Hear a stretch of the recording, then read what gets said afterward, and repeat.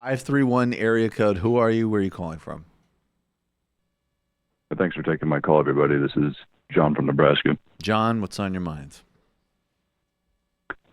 I don't really identify as left, at least culturally, but I try to listen to opinions across the political spectrum, and I think that the show is entertaining, and you do a good job.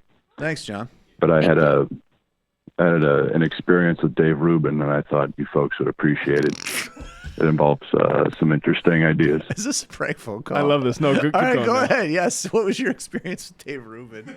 Ideas. By the way, we were so good. You didn't even do one Bolsonaro drop when Anna and I were talking about Brazil. That was amazing. It's really hard not to laugh when I hear the word ideas now. Well, yeah, Dave. One thing Dave has accomplished is just totally making the word ideas a joke for a significant YouTube demographic. Anyways, go ahead. What's the story? Well, first of all, I was invited to a Rubin event for free by some Turning Point USA people promoting this event on campus. I'm a senior student. Okay. Average students were weirded out by them due to their cheesy propaganda with like these stickers and buttons that said Right. "Big Gov sucks." Right. It's so cheesy. It's condescending, and I think it's likely why nobody was talking to them, even as conservative as Nebraska tends to be. Right. It's also just weird in a contemporary climate to see a small group of young people who, for some reason, think Milton Friedman or Mises are a novel rather than folks whose economic models and promises to baby boomers go through the floor. Right. Yeah. Anyway, This guy could take the wheel of the show for a little while. All right, keep going. Go off, John. Yeah, go off, John. Go off, King. Yes. anyway, I attended this event. I have to say, and I'm being completely honest here, I'm not being cheeky, but Rubin spoke for an hour and just didn't say anything at all in that hour. For an hour, he simply said that you can run your life better than the government can, and that he feels so excited about where the right is headed. I'm not sure why he feels excited about that. To me, it seems obvious, at least, that the right is currently in the state it currently exists in is pretty much doomed. Right. Well, maybe I do have to say, though, that there could be some funding sources coming his way. Maybe. See, that's the thing is maybe we got to give Dave more credit. Maybe he means super explicit. Like maybe he means specific. Like I'm really excited about the way the right is moving money from the Ayn Rand Institute's bank account into mine. That's an interesting idea. I do have to say, though, something he said was particularly revealing about both him and those who came to see him. Yes. Well, which was at the start of his speech, he first asked anyone to raise their hands if they have it worse than their grandparents. To which nobody raised their hand in this small crowd of maybe 75 to 80 people that were pretty much overwhelmingly libertarian. Right. And You don't say. maybe it's 20-something conservatives. Rubin goes on to say that not once has anyone ever raised their hand when he asks this question. Now, it's either a lie due to, by many measures, younger generations in the USA being financially screwed compared to boomers, or it's not a lie and it actually just shines a light on the echo chamber, which really begs the invitation of those with other ideas, as we would say. I feel like we've stumbled into a film noir. I think you should be calling more often, John. I think you've got chops as a caller. It's like the Ambrose Bierce of callers. Yes, and I just want to let people know that this is a good example of there is a way to call and let me step back and give you a lot of room. And it's called doing a good call. You do a good call, you talk without interruption. I feel like John Draper is explaining Dave Rubin to us. It's wonderful. Why do people love these shitty ideas? Like, they're interested in ideas, but there are none. It doesn't make any sense. Why do you watch these Dave Rubin videos? Happiness. Well, I waited for the Q&A, and they asked people who disagree to get their first question, and that was very nice of them, I guess. First question was a guy who asked why he didn't have left people on his show like Sam Seder. and that's what prompted me to. It's like, oh, I should call in and tell him about this. But, Dave, Oh, you I love just know to see he's it. there, like, even in Nebraska.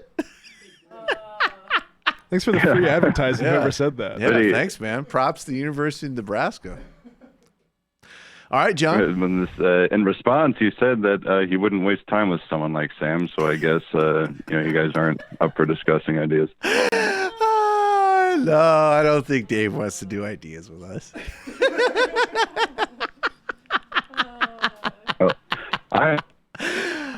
Very dumb. I asked him a question. Yeah, what was your question? I'd like to tell you. Yes, please. Well, it's a question I've asked a number of libertarians, and I haven't had one really give me an answer to this question before. Mm-hmm. But this is strictly in the someone else could give you some kind of concise answer. But the question, in a nutshell, I gave Rubin brief historical examples of what I'm talking about to give the question greater clarity, such as I'm referencing an academic piece called "The Perfect Colonizer," and it's about the role alcohol played in colonial America. Because I could picture literally like the sweat forming on his face while you even preset this question. It's like, oh my God, there's a lot of things. I couldn't even handle not building electric lines next to water lines with Joe Rogan. And now we're talking about how alcohol and history. Oh no. Better say that I'm interested in intellectually. In this piece, it reveals that often colonials would, for free, because they're so nice, throw alcohol in with trade deals. Right. With full knowledge that they'll like this, they'll come back for more. Also, it'll spread alcoholism, and it will, tribal solidarity will break apart, and this is all good for us. Mm-hmm. And then went on to briefly talked about what led up to the opium wars with British free trade policy, flooding China with opium. Jesus Christ, you gave him the opium wars. I kind of feel bad for Dave at this point. God, he's a very stupid man. You can't ask him these types of things. But, Jesus. And also, as the last one, I think this one's particularly interesting because no one...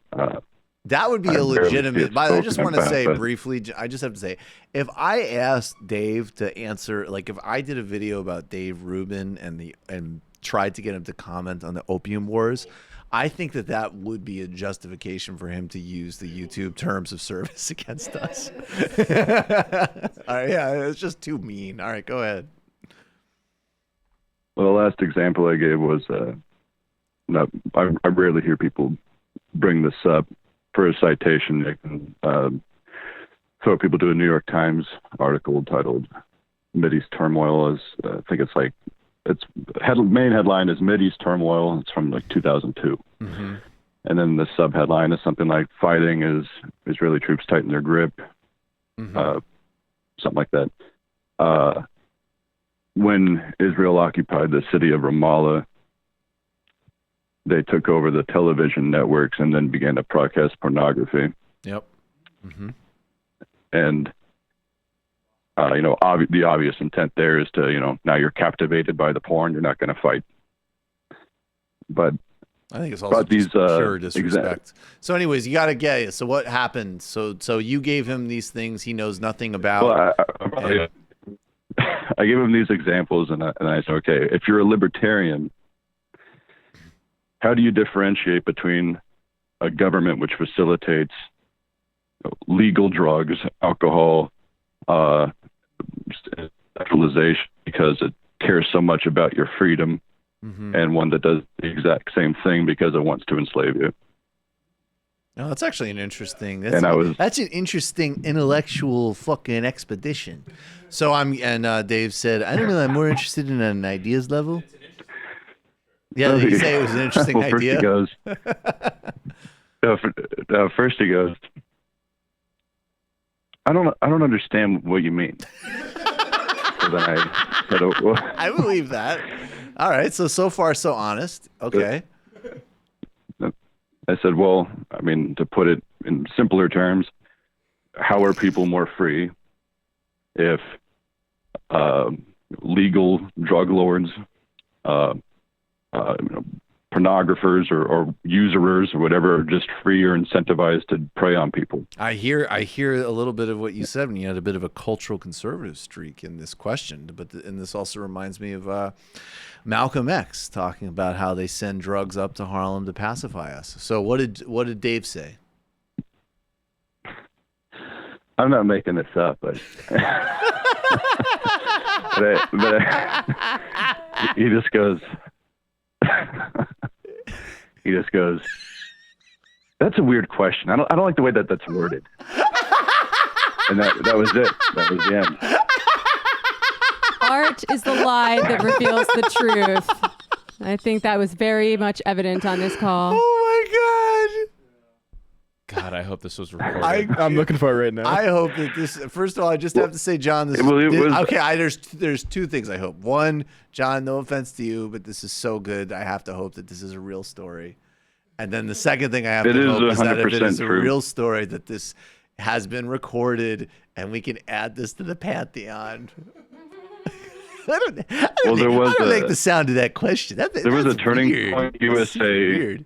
There was a Turning Point USA Facebook page for the event, and there was a recording. You can find it if you look up like University of Nebraska. Yeah, we're on it. Like John, believe us, we'll find it. Thank you for the call, brother. Yeah. Yeah. You fucking kidding me? Now that we know Call that in Dave again doesn't sometime. want to do ideas with Sam, we're free. We're free now. We can say whatever we want. It's wonderful. Great, great cadence and pace on that call. Amazing good. call. I think I'm going to have to make that the last call of the day because we have to go. You could put It's like that William on T. any Volman going up product and I against- would buy it. It's like William T. Volman going up against Dave Rubin. That was awesome. Final I am of the day.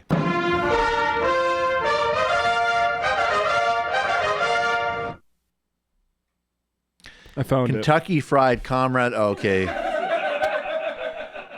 We're going to read this I am and then we're going to play it.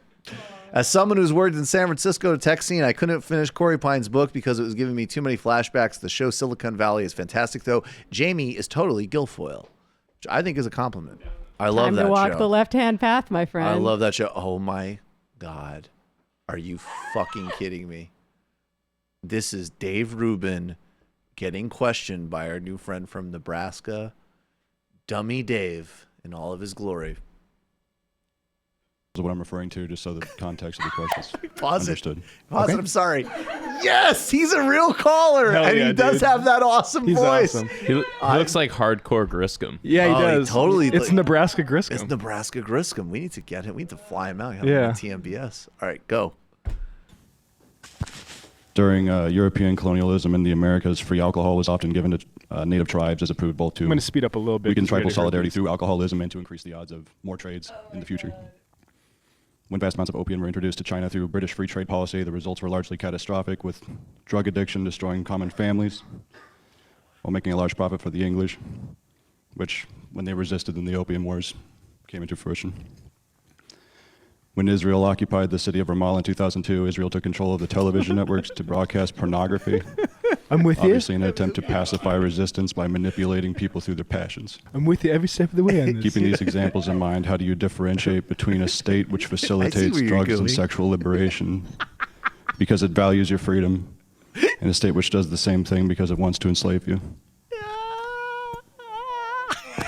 Well, if I understand the question correctly, I mean, look, I would say that everything that I've laid out here would be to design a state that doesn't have, without commenting on those specific things, especially the third one I've never heard, but let's put that aside for a 'Cause second. All of the ideas that I've laid out here have been the ideas that would limit the state from doing any of those things. In a truly free society that is actually based on liberty and individual laws and and limited property and all of those things, or personal property and all of those things, the state would not be powerful enough to do any of those horrific things. And this is sort of the negotiation. This is the negotiation that everyone has to take. So it's like right now, I would say to someone on the left, if you hate Trump, the argument isn't we have to impeach him or he's Hitler or any of those things. What you should be doing is actually fighting for the principles of limited government so that the guy that you think is evil, who might Pause it. go to war. That's so awesome because you know that like somebody sent him an email 3 days ago, just like, oh my god, that's a jujitsu. That's by your logic. That's the Evan McMullen move. That's the Evan McMullen move, right there. Or who might enslave people, or any of those things. What you would want to do is roll back the power on that person. So. Government legislation is holding back usurers.